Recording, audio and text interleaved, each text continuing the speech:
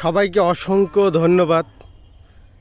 আমাদের এলাকাতে যে আসলে আমরা ছোট থেকে যে বড় হয়েছি, যে নদী একটা নদী ছিল, সেই নদীটার সঙ্গে পরিচয় ঘটিয়ে দিচ্ছি। নদীটার নাম হলো গোসিডাঙ্গা।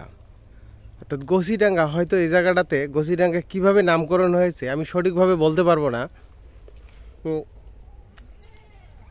হয়তো এই জায়গায় আমরা ছোটোতে দেখেছি যে ধান যে আবাদ করছো, ধানের ভিতরে অনেক গোসি বা যে ঘাসগুলো, সেই ঘাসগুলো প্রচুর পরিমাণে হতো, হয়তো বা সেটার কারণেও হতে পারে। আবার কেউ বলে যে কেউ বলেও তো আমরাও এটা দেখেছি যে গোসি মাছ নামে প্রচুর পরিমাণে সেই মাছ থাকতো, সেই নামকরণ থেকেও হতে পারে। তা আসলে বিভিন্ন জনের বিভিন্ন ধরনের মতবাদ। যাই হোক, বন্যার সিজনে এই জায়গাগুলোতে প্রচুর পরিমাণে পানি হতো। এখন দেখা যাচ্ছে যে একের পর এক পুকুর, যেদিকে তাকাই এগুলো কিন্তু একটা গোসিডাঙ্গা, এটা একটা সরা ছিল।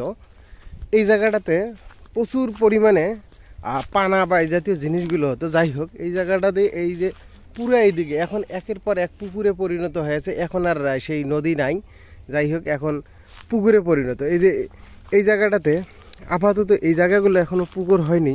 এই জায়গাটাতে দেখেন যে বিভিন্ন জনে বিভিন্নভাবে মাছ আসলে ধরে থাকে। এই যে জাল দেখছেন বিভিন্ন রকম বিভিন্নভাবে ধরে থাকে। প্রচুর পরিমাণে গতা মাছ, পুয়া মাছ এবং শিং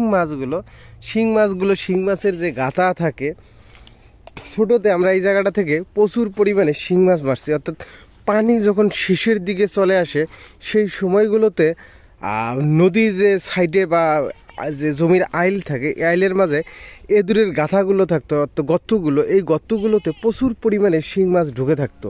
যাই হোক, অনেক শিং মাছ মেরেছি এই নদীটা থেকে। এবং ওই সময়ে এই নদীগুলোতে ধানের আবাদ হতো, হয়তো এইগুলোতেও হবে। সেই সময়ে প্রচুর পরিমাণে শিয়াল থাকতো। এটা আমার নিজের চোখে এই জিনিসগুলো দেখা।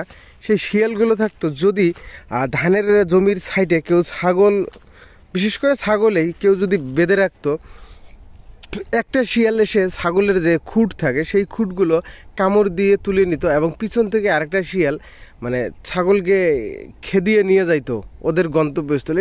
এই জিনিসগুলো আমার নিজের চোখে দেখা। প্রচুর পরিমাণে শিয়াল ছিল। আমরা আবার এই যে ঝাড় দেখেন, বাঁশঝাড়, এই বাঁশঝাড়ের এই সাইডগুলোতে প্রচুর পরিমাণে শিয়ালের গর্ত ছিল।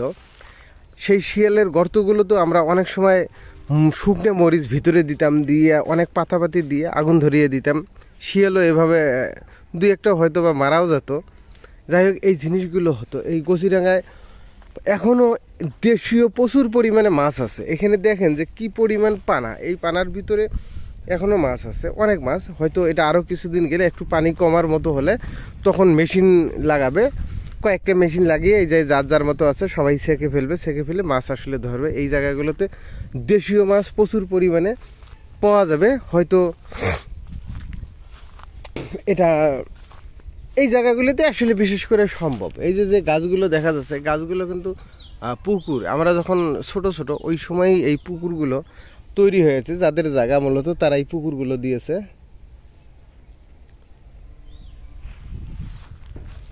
এটা একবারেই দেখা যাচ্ছে খুব সুন্দর একটা পরিবেশ, ন্যাচারালি। এই জায়গাটাতেও অনেক সময় এসে আড্ডা দিলেও খুবই ভালো লাগে, আড্ডা দেওয়ার মতো এবং জায়গা। এই যে মাঝে মাঝে আমি একটা ঘর পেরিয়ে আসলাম, এই মাথায় একটা ঘর আছে, ওই যে ভিতরে আমি একটু ট্রেনে দেখাচ্ছি, এই একটা ঘর আছে, এই একটা ঘর আছে, আরও আছে এই সোজা পিছনে আরও অনেক ঘর আছে। যাই হোক, খালি চোখে দেখা যাওয়ার মতো না। তো যাই হোক, এই জায়গাগুলোতে আড্ডা দেওয়া যায়। এবং এই জায়গাটাতে আগে প্রচুর পরিমাণে বক থাকতো এবং পানকবরি, যে কালো পাখিগুলো যেগুলো পানির তল দিয়ে ডুবে ডুবে মাছ ধরতো, প্রচুর পরিমাণে থাকতো। আমরা বড়শি এবং ছিপ নানান উপায়ে মাছগুলো ধরতাম। এবং ওই সময় যে ধারের নদীগুলোতে যে মাছ ধরে খেতা জাল নামে পরিচিত, সেই জালগুলো দিয়ে আগে আসতো। এখন আর আসলে সেই স্কোপ নেই। এখন সবাই বাণিজ্যিকভাবেই চাষাবাদ করে মাছ, এই কারণে সেই স্কোপগুলো আর নাই। জায়গাগুলো একবারে সরু জায়গা। তার সাইডে এই যে এগুলো দেন, এগুলো আগে বাঁশঝাড় ছিল, বিশাল বিশাল বাঁশঝাড় ছিল। এখন মূলত বাঁশঝাড় নাই, কেউ ভেঙে আবাদ করতেছে, কেউ বাড়ি তৈরি করছে।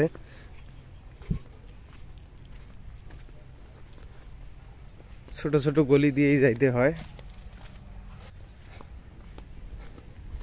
মূলত আমি এই জায়গায় আমার সাইকেল রেখে ওই দিকে গেছি। এই যে বাঁশঝাড়,